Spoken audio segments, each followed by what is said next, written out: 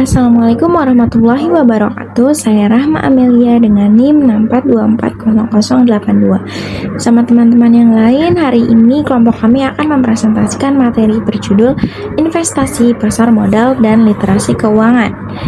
Literasi keuangan mencakup 3 hal utama. Yang pertama adalah pengetahuan keuangan, merupakan pemahaman dasar konsep finansial untuk pengambilan keputusan investasi yang tepat.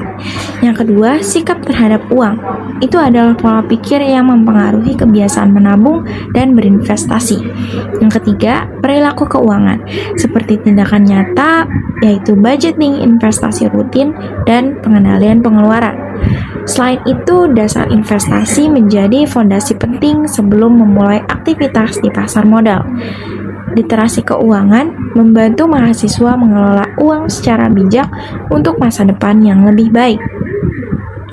Kita perlu memahami instrumen dan risiko mulai dari modal kecil, serta melakukan diversifikasi portofolio agar risiko berkurang dan keuntungan meningkat. Investasi pendidikan memberi manfaat jangka panjang hingga 15%, dan investasi rutin terbukti menghasilkan pertumbuhan konsisten dalam simulasi 5 tahun. Di era digital, literasi keuangan mahasiswa masih rendah, sehingga perlu edukasi praktis. Mahasiswa bisa mulai investasi dengan modal minimal tanpa menunggu dana besar. Diversifikasi aset penting untuk mengurangi resiko dan meningkatkan keuntungan jangka panjang. Sekian bagian literasi keuangan dari saya.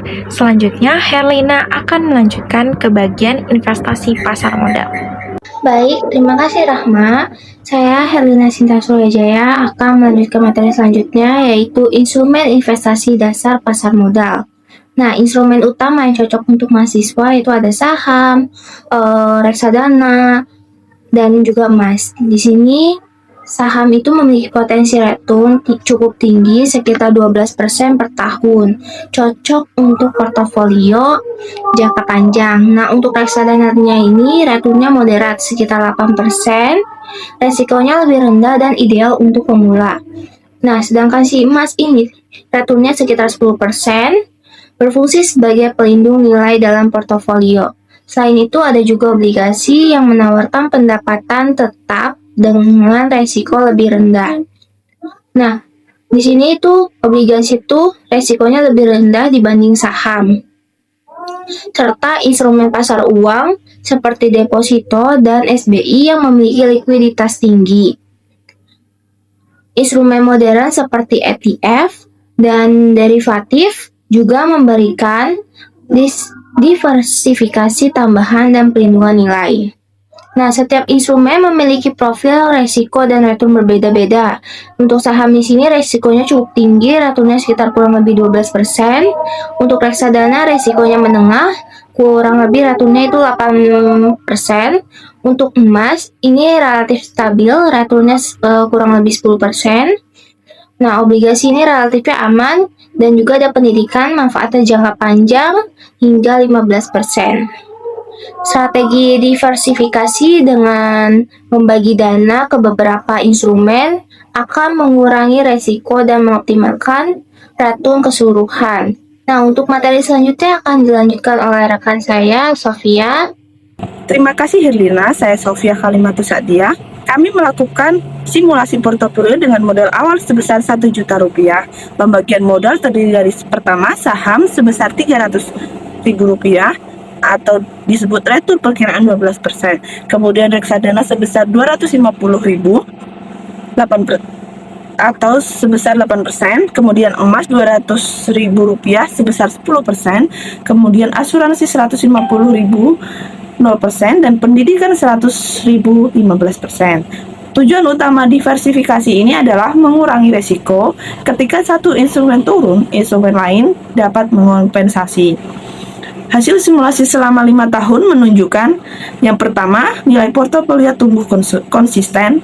Kedua, dari 1.091.000 di akhir tahun pertama menjadi 1.497.455.000 di akhir tahun kelima.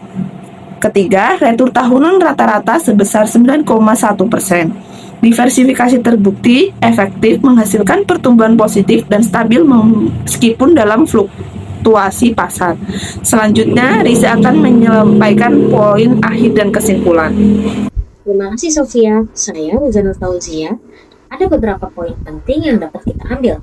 1. Investasi bisa dimulai dari nominal kecil seperti 1 juta yang kami simulasikan. 2. Diversifikasi portofolio ke saham, reksadana, emas, asuransi, dan pendidikan sangat penting untuk mengurangi risiko. 3. Konsistensi adalah kunci utama. Investasi rutin menghasilkan pertumbuhan signifikan dalam jangka panjang. Yang keempat, praktik nyata berinvestasi akan meningkatkan literasi keuangan dan kemampuan mengelola portofolio mahasiswa. Jadi, kesimpulannya, literasi keuangan yang baik dan pemahaman investasi pasar modal sangat penting bagi mahasiswa. Dengan mulai dari modal kecil, menerapkan diversifikasi, dan disiplin berinvestasi secara rutin, kita dapat membangun masa depan finansial yang lebih aman dan sejahtera. Warahmatullahi wabarakatuh. Saya Yuli Hartati Lahaisi mewakili kelompok kami. Sebagai penutup, kami ingin menekankan bahwa investasi bukan hanya soal keuntungan, tetapi juga soal pembelajaran. Mahasiswa yang berani mencoba berinvestasi sejak dini akan memiliki pengalaman berharga dalam mengelola risiko dan merencanakan masa depan. Demikian presentasi dari kelompok 4. Terima kasih atas perhatiannya Bapak, Ibu dosen, dan teman-teman. Kurang dan lebihnya kami mohon maaf. Wassalamualaikum warahmatullahi wabarakatuh.